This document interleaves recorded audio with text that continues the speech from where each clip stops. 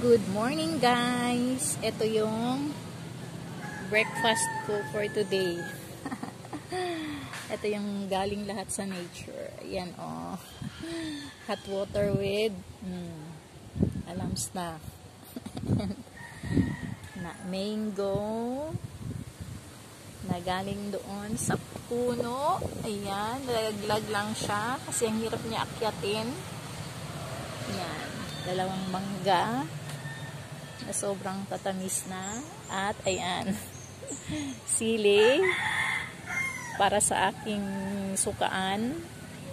At meron din akong mapitas na mulberry na ayan, manibalang na. Sarap niyan mamaya sa asin. Ayan. Ito guys ay galing lahat sa palibot lang ng aming bahay. Sa paligid-ligid lang.